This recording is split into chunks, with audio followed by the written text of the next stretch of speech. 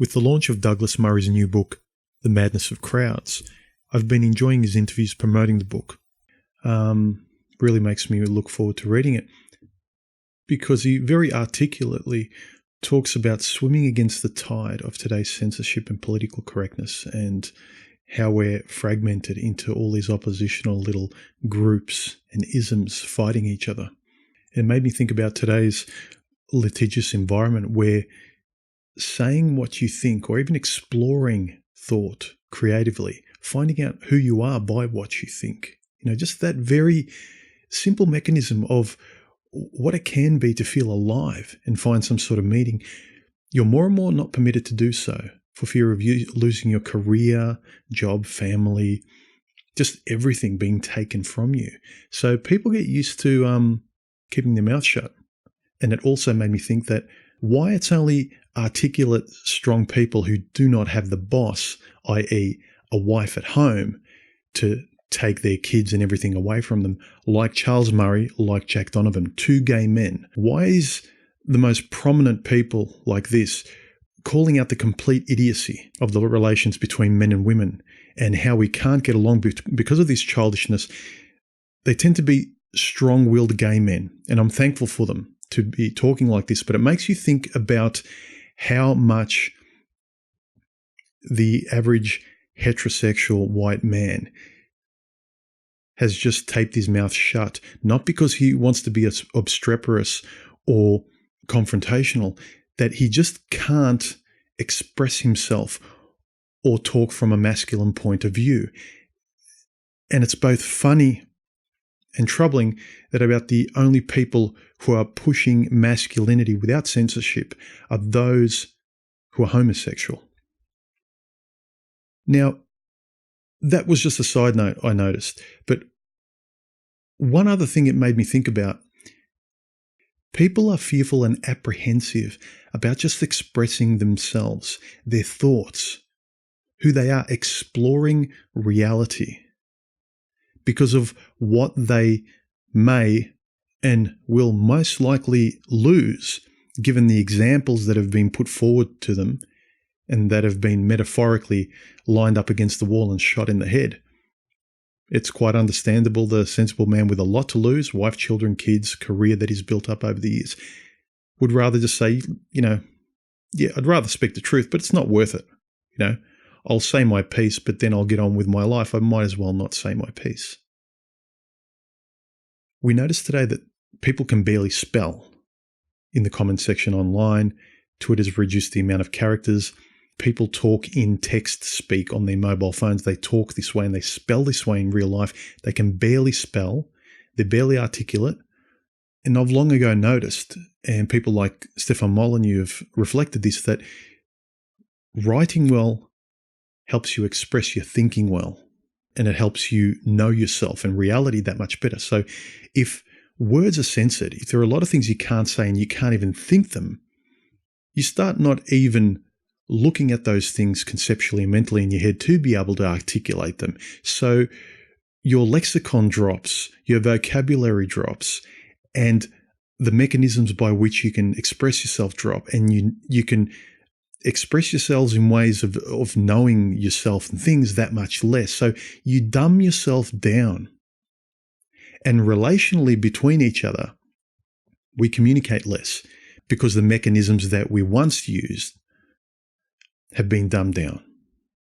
So not only do we individually suffer, we suffer relationally with each other. We can't help each other rise by conversation because of this censorious nature of putting our hand over our mouth and not thinking it's worth it. If you cannot discuss articulately with intellect, you cannot think better. The better you think, the better you speak, and the better we can relate to each other, gentlemen. And it's not just the individual thing that I'm pushing. The individual, the strong, self-actualized individual spreads out and communicates with others.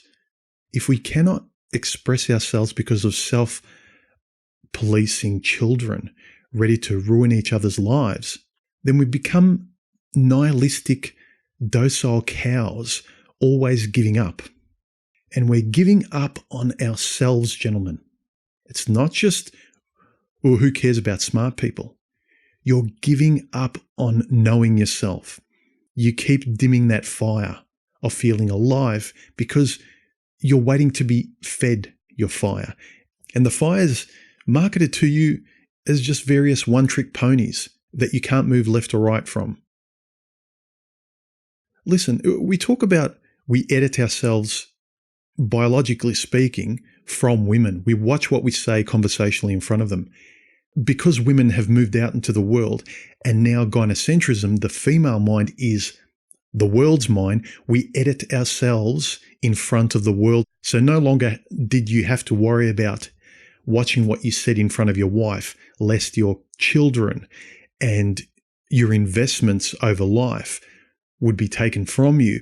Now you need to act that way. You censor yourself from the female everywhere. In media, in your outer life. You never used to worry about it outside of your home and your spouse. But now we're watching what we say in front of the boss out in the world as well. We are scared to say the wrong thing, not only in front of the people we love, lest they judge us. We will not talk even to strangers out there because we've cast that onto the world as well. We are forever mute.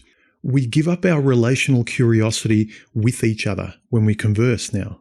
We edit before we speak. All these micro edits, not to say the wrong thing, not to offend, qualifying everything with, well, obviously not all blah, blah, blahs are like this, but, and then you relay your point. You have to qualify to those with such a low insecure bar before you can talk with a higher, broader mind. There's little creative mental curiosities. There's very little discussing openly. We edit and script before we even speak to each other. And why I continually have a beef with childish confrontations online and people outing each other and wanting to destroy each other is the lack of compassion that I talk about. It's important not because I'm boo-hooing anything, not because I need to toughen up, but because in this censorious environment, if one is not allowed to talk openly, converse, make mistakes, explore, be creative, relate to each other without being judged on every single word he says, the default is to naturally go to a politically correct language where you won't be vilified, where you won't lose your job, where it'll be a safe conversation because the words are safe, the ideas are safe.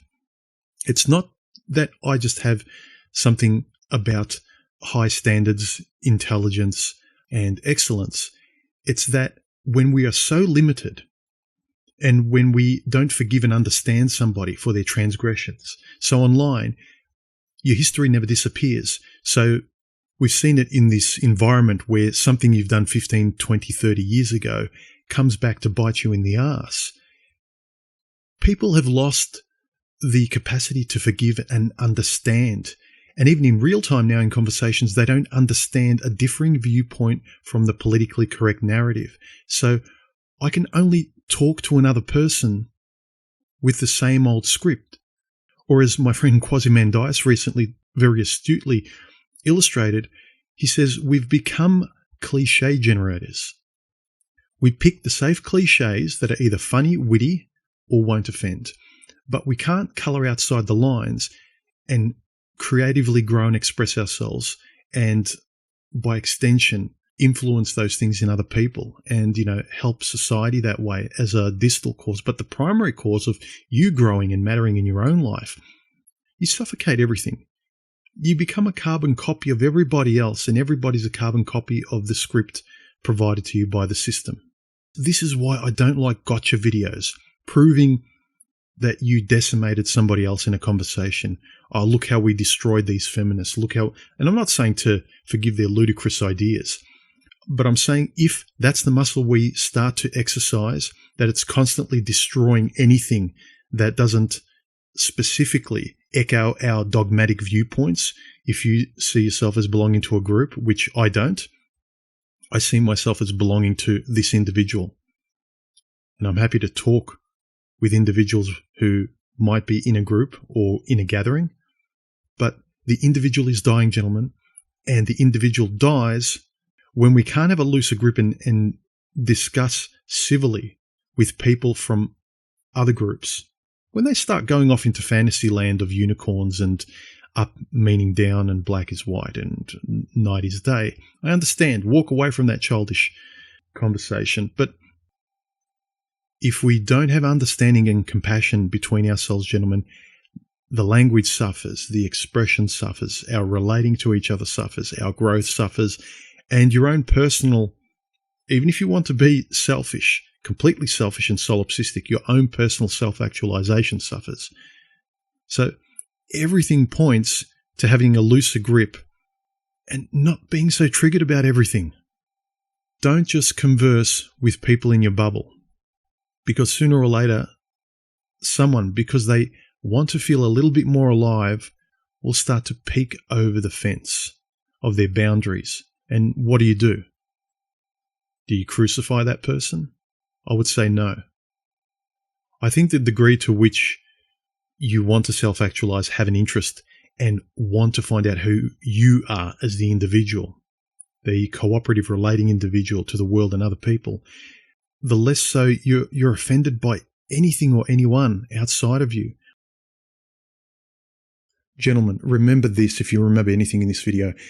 When we give up on thinking and conversing openly as ourselves and exploring our thoughts and not having to worry about our lives being ruined and being destroyed as a result, when we give up on ourselves this way, creatively, intellectual curiosity, introspectively, when we give up trying to talk about what we honestly think, we give up on all that we could be as individuals, and relationally, because we're not open, we give up on each other. We are regressing by this censorship. We are regressing also by censoring each other's differing opinions, which I've talked about a few times. This is why I have this loose grip, live and let live. Unless you're being insulted specifically, you as the individual, do not get offended by ideas. Do not throw somebody to the wolves because of a different opinion. Discuss the ideas. Have constructive criticism. But destroying somebody else's life and finding glee and joy in that, it's something that's perverse, and I can't understand it today. And I see the intellect seeping out of our culture and people becoming dumber and dumber. When we censor and limit ourselves, and when we abide by this censorious culture we're living in now in gynocentrism, how we limit all we could be intellectually and in a self-actualized manner, how much we're smothering our aspirational, feeling alive qualities we could have. We're dulling our flame, not only with yourself as a person, but relationally with other people too. We are operating at such a low level. We are lowering the potential of ourselves as human beings to marketed consumerism because we're fearful of our lives being taken away. But more importantly, what strikes me is we're censoring all that we could be as individuals, censoring what we could contribute and make of life if we were to be a little bit braver. Anyway, something to think about, gentlemen. I'll talk to you later. Feel free to link and share my videos around, and don't forget to subscribe, like, and comment. If you want to say thanks, there are donation options below this content. I really appreciate it. Cheers.